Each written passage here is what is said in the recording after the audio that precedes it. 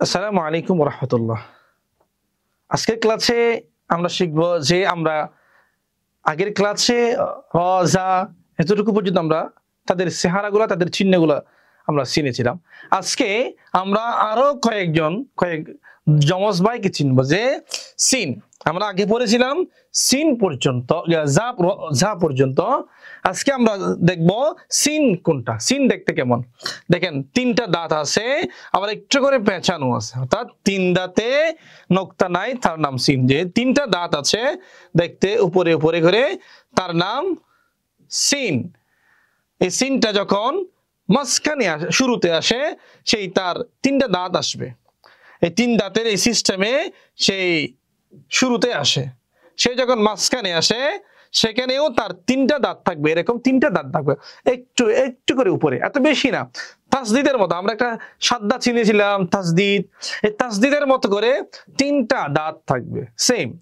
শেষে যখন আসবে, তখন সে তার আসল রূপটা নিয়ে চলে আসবে।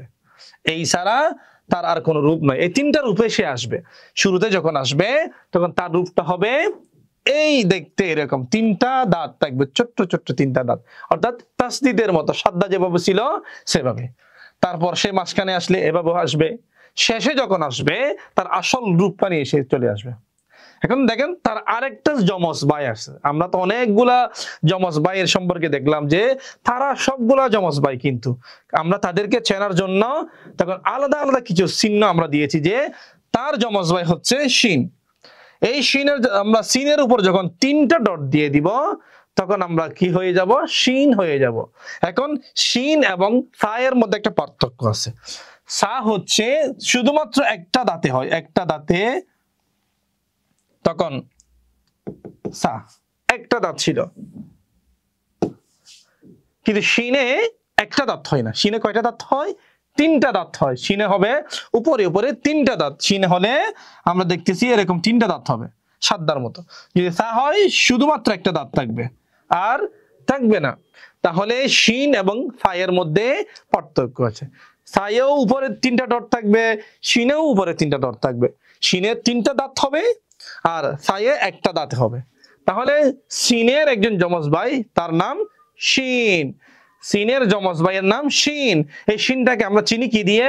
সিনের উপরে যখন, তার মাথায় যখন আমরা তিনটা ডট দিয়ে দিব, তিনটা নোক্তা যখন আমরা দিয়ে দিব, তখন তার নাম হয়ে যাবে শিন। তাহলে আমরা এখন চিনলাম কি? সিন এবং শিন দেখতে কেমন, তাদের চেহারাগুলো কেমন আমরা দেখে পেরেছি, চিনে পেরেছি। সিনের উপরে যখন আমরা তিনটা নোক্তা দিব, তারকে শিন বলবো। এই নোক্তাগুলো যখন আমরা মুছে দিব, তার নাম হয়ে যাবে আবার সিন। তারপর আসেন সদ। দেখেন তো সদটা দেখতে কেমন। এটা, এই চিহ্নটা একটু ভালো করে চিনেন। এটার নাম হচ্ছে সদ, একটু পেঁচানো।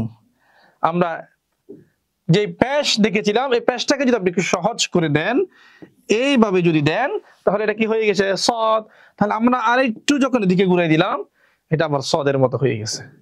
তাহলে এই দেখতে, এই চিহ্নটা যখন আপনি দেখবেন কোথাও এভাবে, সেটা হয়ে নাম হবে সদ।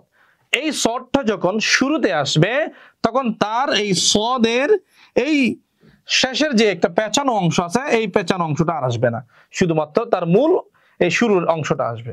তাহলে সদ যখন শুরুতে আসে, তখন সেই এই রূপ হয়ে আসবে, তার এই চেহারাটা দেখা যাবে। সদ যখন মাঝখানে আসবে, তখন তার এই চেহারাটা দেখা যাবে। সদ যখন শেষে আসবে, ওই সিন শিনের মতো, যে তার আসল রূপ যেটা, সেটা নিয়ে আসবে। তাহলে আমরা কি জানলাম? সদ এই যে দেখতে যেমন লাগছে চিহ্ন যেটা আছে, এই রূপে তো সে আসবেই। সেই যখন শুরুতে আসবে, তার এই রূপ ধারণ করবে। সেই যখন মাঝখানে আসবে, তার সেম রূপ থাকবে। সেই যখন শেষে আসবে, তখন তার আসল রূপটা নিয়ে সে আসবে। তারপর হচ্ছে দত। দতটা সেম সদের মতো, ওই সিন শিন যেমন যমজ ভাই আমরা পড়েছি, দাল দাল রাজা, দুইজন ভাইয়েরা, কিন্তু যমজ ভাই দেখতে সেম, তাদের চেহারাটা পুরোপুরি একেবারে হুবহু মিল। শুধুমাত্র আমরা পরিবর্তন করতেছি, কারো তিনটা ডট দিছি, কারো মাথায় আবার একটা ডট দিচ্ছি। দেখেন, সদের মাথায় যখন আমরা একটা ডট দিয়ে দিলাম, তখন সেটা হয়ে গেল দদ। সেটা তখন কি হয়ে গেল? বদ, সদের মাথায় যখন একটা ডট দিয়েছি সেটার নাম হয়ে গেল বদ। সদ যেমন শুরুতে আসলে তার চেহারাটা যেমন ছিল, দদের চেহারাটাও শুরুতে আসলে তেমন, আবার দদের মাঝখানে আসলেও তার চেহারাটা তেমন, শেষে যখন দদ আসে তখন সে তার আসল চেহারাটা নিয়ে আসবে। এবার আসুন আমরা ত সম্পর্কে জানি। তটা কেমন দেখেন, তয়ের চেহারাটা কেমন। এই ত এমন একটা হরফ, সে দালের মতো, যে সে যখন সিঙ্গেল আসবে তটা, তখন সে এইভাবে আসবে, কারোর সাথে যখন মিলে আসবে এইভাবে আসবে। সেই একা আসলেও যেমন আসবে, সেই সিঙ্গেল আসলেও তেমন আসবে, তাকে কোনোভাবে সে পরিবর্তন হবে না, সে তার মতো দেখবে, রয়ের মতো, রয়ের মতো কোনো পরিবর্তন হবে না। শুরুতে আসলে যেমন, মাঝখানে আসলে তেমন, শেষে আসলেও তেমন, সে তার আসল রূপটাই সে ধারণ করবে। তখন তার একটা যমজ ভাই আসে, সেটার নাম ল। তয়ের মাথায় যখন আমরা একটা ডট দিয়ে দিব, সেটা হয়ে যাবে কি জ। যেমন এত, এর মাথায় যখন আমি একটা ডট দিলাম সেটা হয়ে গেল জ। শুধুমাত্র একটা ডট, একটা ডট, একটা নোক্তা আমি দিয়েছি, একটা নোক্তা যখন আমি দিয়েছি সেটা হয়ে গেল ত থেকে ল, সেটা হয়ে গেল ত থেকে ল। তাহলে ত এর সূরতটাও আমরা দেখলাম, ল এর সূরতটাও আমরা দেখলাম, দুটো বাই সেম। ত এবং ল তারা দুটো বাই সেম, শুধুমাত্র ত এর মাথায় যখন আমি উপরে যখন একটা ডট দিয়ে দিছি তার নাম হয়ে গেছে ল, একটা নাম পরিবর্তন করে দিয়েছিলাম। তারপর আসেন আইন। আইন দেখতে কেমন দেখেন তো, এই আইন এটাকে বলা হয় আইন। এই চিহ্নটা দেখবেন হায়ের মতো নিচে একটু ফাঁকা আছে, তবে হায়ে ছিল পেছন থেকে মহিষের সিংহের মতো, মহিষ চিনি না আমরা, এই মহিষের সিংহের মতো, কিন্তু আইন তেমন না। আইন আপনার দেখতে উপরের, উপরের এই অংশটা, উপরের এই অংশটা দেখতে কিসের মতো, আমাদের দেশে লেস আছে না, লেসের মতো, যে এভাবে একটু কাটা বাঁকা। আবার নিচেরটা হায়ের, হায়ের যে নিচে ছিল সেটার মতো। তাহলে আমরা আইন এই চেহারাটা দেখলে, তার এই রূপ দেখলে সেটাকে আমরা কি বলবো, আইন।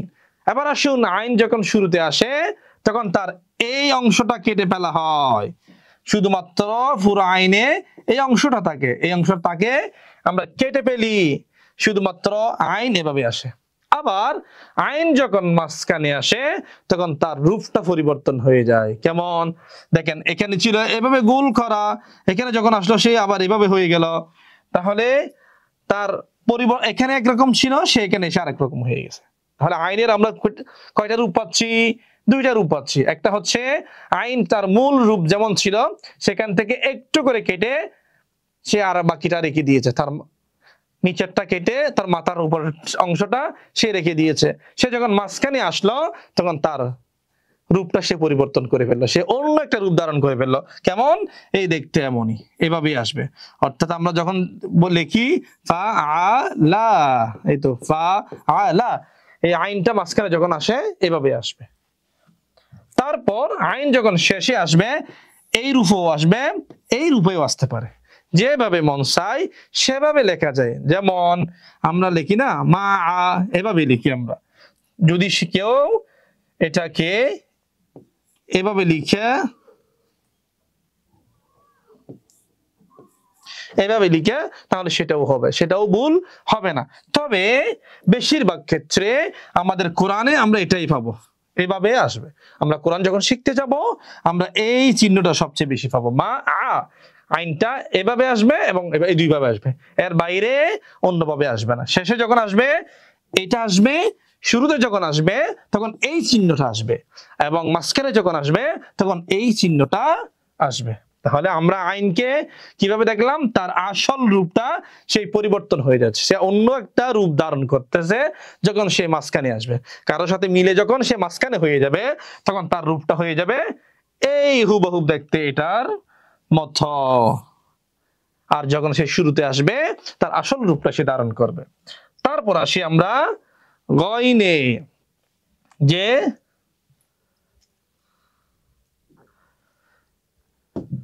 গয়ন, আইনের আরেকজন ভাইয়ের নাম কি গইন আমরা দেখলাম গইন কেমন, আইনের মাথার উপরে একটা ডট দিয়েছি, গইন হয়ে গেছে। হাইয়ের মাথার উপরে ডট দিয়েছি, খ হয়ে গেছে। আইনের মাথার উপরে একটা ডট দিয়েছি মাত্র, সেটা গইন হয়ে গিয়েছে। তাহলে তার বাকি সূরত যেগুলো আছে সেগুলোই সেম। সেই সূরত গুলো দেখেন শুরুতে আসলে সে এটা ধারণ করতেছে। তাহলে আমরা কি দেখতেছি, গইন, গইনের আরেকজন ভাই, সেটা আইনের আরেকজন ভাই, তার নাম গইন। আমরা যখন আইনের উপরে একটা ডট দিব সেটার নাম কি হয়ে যাবে, গইন। এই গইনটা যখন শুরুতে আসবে তখন সেই আইনের মতো তার রূপটা সেম ঠিক থাকবে, শুধুমাত্র তার নিচের টুকু কেটে তার বাকিটা সে থেকে গেছে এর সাথে। সেই যখন মাঝখানে এসেছে তখন সেই ওই তার যে রূপ পরিবর্তন রূপ সেই রূপে এসেছে। তাহলে শুধু উপরে মাত্র একটা ডট দিলে সে কি হয়ে গেল, গইন হয়ে গেল। তাহলে আমরা গইনের চিহ্নটাও দেখলাম, তাদের চেহারাটাও চিনে নিলাম। তারপর আসি আমরা ফা। ফায়ের চেহারাটা একটু দেখি। ফাটা যখন মাঝখানে আসে তখন সে পরিবর্তন করে আসে। ফাটা একটা গোল দিয়ে আর একটা একটু করে টানি দিলাম, আমরা কি গোল মাথা একটা গোল করে দিলাম, যে আমরা গোল চিহ্ন দিই না, এই গোল চিহ্ন জিরোর মতো করে দিয়ে একটা জিরো দিলাম। এই জিরো দিয়ে এটাকে এভাবে টানি দিয়ে এভাবে যখন দিছি সেটা কি হয়ে গেল, ফা হয়ে গেল। একটা ডটে গোল দিয়ে গোলের উপরে আমরা একটা ডট দিলে সেটা ফা হয়ে যায়। ফায়ের চেহারাটা একটু ভালো করে আমরা দেখে নিই। আমরা এটা দেখলে চেহারাটা একটু চিনে রাখলে আমাদের কোরআনে যে ফা আসলে তখন চিনতে সহজ হবে। তখন ফায়ের ফা শুরুতে যখন আসে তখন তার গোল মাথাটা রেখে বাকি অংশটা সে কেটে ফেলে, এই অংশটা সে কেটে তার গোল মাথাটা সে রাখলো। সে যখন মাঝখানে আসলেও তাও তার গোল মাথা ওটা কেটে সেই শুধুমাত্র তার গোল চিহ্নটা রাখলো। শেষে যখন আসে তখন তার আসল সুরতটা নিয়ে সেই শেষে আসলো। তাহলে আমরা পাটা চিনে ফেললাম যে একটা গোল দিয়ে সেখানে একটা ডট নিয়ে সে আসলো, শুরুতে আসলে তার অর্ধেকটা কেটে বাঁকাটা কেটে তার গোল অংশটা রেখে দিল। শেষে যখন আসলো সেই তার পুরা শরীর নিয়ে পুরা সুরত নিয়ে সে শেষে চলে আসলো। তাহলে সেটাকে আমরা কি হিসেবে জানলাম, ফা। এবার আসুন কফ। একটা গোলে আমরা যখন ওই জিরোটাতে গোলটাতে আমরা যখন একটা নোক্তা দিয়েছি সেটা ফা হয়েছে। আমরা যখন দুইটা ডট দিব সেটার নাম হবে কফ। কি হবে, কফ। আমার সাথে উচ্চারণ করুন, কফ। তাহলে ফা যখন এই ফাইয়ের গোলটাকে আমরা ফাটা আমরা এভাবে একটু টেনে দিয়েছিলাম, তো গোলটা আমরা একটু গোল করে দিই, কফটা আর একটু গোল করে দিছি। এখানে একটা জিরো দিছি, এটা আর একটু গোল করে দিয়েছি আমরা।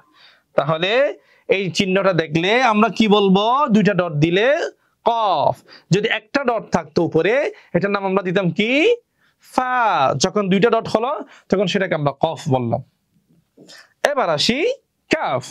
কাফ দেখতে কেমন, যে একটা নৌকার মাঝে যে নৌকাটার এক পাশ একটু উঁচু, যে একটা নৌকা আমরা বা দেখেছিলাম নৌকা, তাহলে এই নৌকার এক পাশটা আমি একটু উঁচু করে দিলাম, লম্বা একটা টান দিলাম, মাঝখানে একটু পেঁচাই দিলাম। তাহলে এটা কি হয়ে গেল, কাফ হয়ে গেল। এটার নাম কি, কাফ। এই কাফটা যখন শুরুতে আসে তখন তার এই সুরতটা আসে। এই কাফটা যখন সে মাঝখানে আসবে তখন তার এই সেম সুরতটা আসবে।